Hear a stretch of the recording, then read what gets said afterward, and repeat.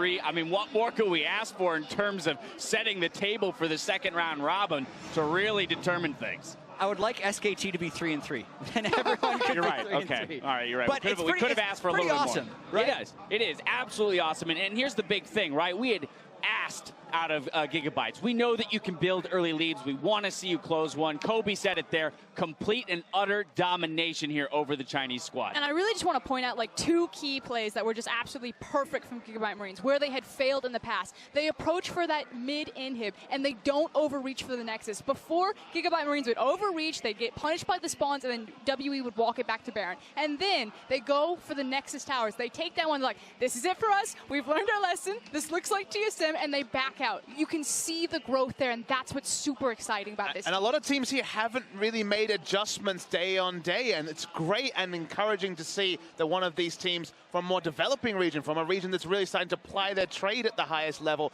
is able to do that. So that's why it's a really cool thing, and now we get this big amount of parity. And if we saw Gigabyte Marines lose here, I think everyone would have the same storyline. Well, in the second round robin, they'll just be playing spoiler. Well, guess what? They're playing spoiler on being top 4 because they could certainly still be right up there. They're absolutely playing to win, and it definitely feels like SKT is playing their game here. The only other team that's really playing to their level is the Gigabyte Marines. We forget that this is their 20th game at MSI. That's an entire split back in the day for a lot of teams in the LCSs. So they are so comfortable on stage and so ready to play their game. And at this point, everyone's saying, when are they going to adapt to the Marines? But they're forgetting the Marines are also adapting their own game. They're adding things to their champion pool. Lulu mid, Galio top. They continue to improve. And speaking of adapting, Team WE should already be used to this. Like, hello, that was an LPL game in a nutshell. They play these teams all the time, and they just got run over.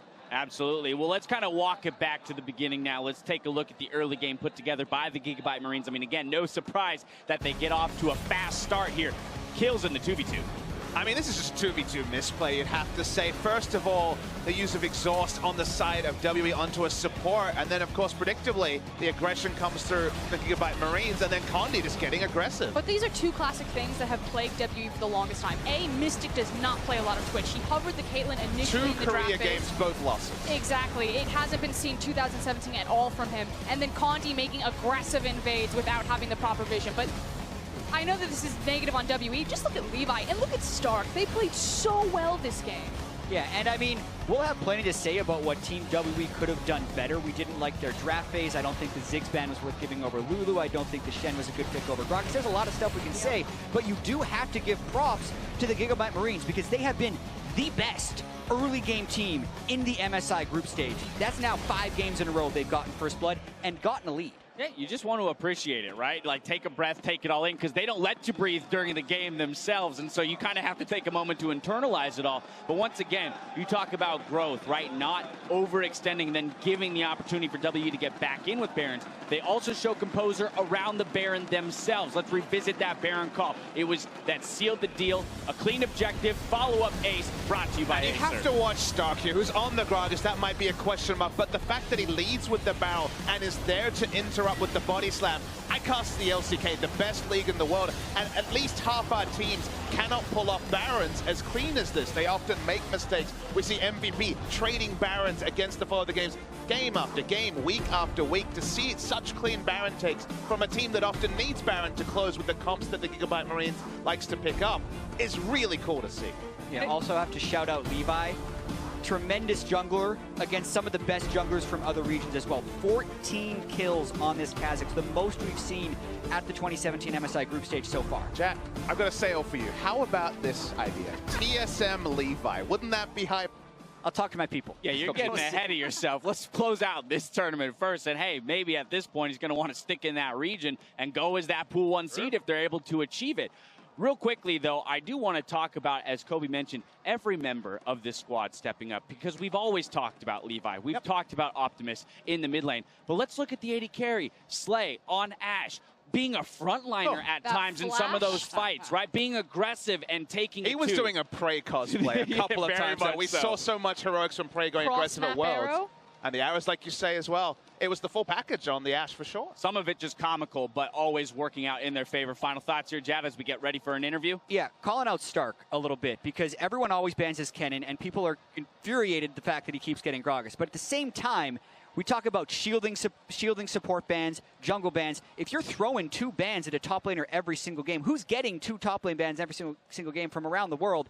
He's performing on Gragas for sure. Still want you to throw 2 top lane bans at him, but you have to call out his impressive play on Gragas. Absolutely, and while it was impressive play, we've said our piece, and now it's time to head downstairs where Shox is joined by the King of the North, right on side of the Rift.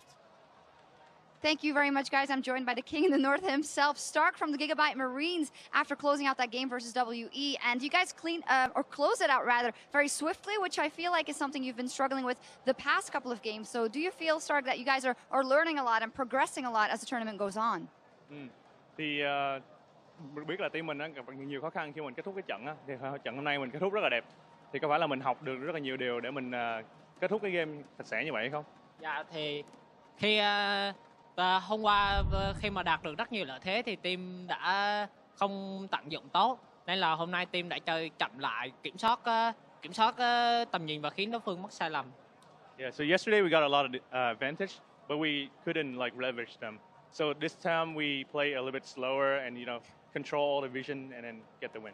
Wow, if that's playing slower, it was still very, very exciting. And you guys now tie up the standings under SKT. Everyone is 2-3. Have your own expectations shifted from coming in here starting as an underdog to turning into a team that can compete with the best? Are your own expectations growing, and are you hoping for a lot more? Thì mình vào đây được đánh giá là mình thấp hơn tất cả các đội khác, đúng không? Thì cái bây giờ là mình đã bằng điểm với một số đội rồi, đúng không? Mình là 22 bằng điểm với rất nhiều đội rồi. Thì em nghĩ là trong hướng tới mục đích của mình là gì? Thì mục đích khi mà đến đây là vươn lên cao nhất, nên là mục đích hiện tại là vươn tới top 4. Yeah, so coming here, our goal is to go as far as we can. So our goal right now is to get to top 4. Yeah, well, it's looking likely, and I want to talk about you specifically, Stark. Only been playing League of Legends professionally for 3 weeks and a half, I believe it is, or a month, and you're doing incredible things and going toe-to-toe with some of the best top laners in the world. What has this experience been like for you? Thì mình đến đây á, được biết là em chơi Liên minh huyền thoại chuyên nghiệp được khoảng 1 tháng rưỡi thôi. Thì bây giờ em phải đối đầu với tất cả những người top laner khác trên thế giới rất là cầm cỡ, thì em nghĩ sao về điều này? Em nghĩ là em rất là hồi hộp và vui mừng vì đã học được những kinh nghiệm quý báu khi đối mặt với họ.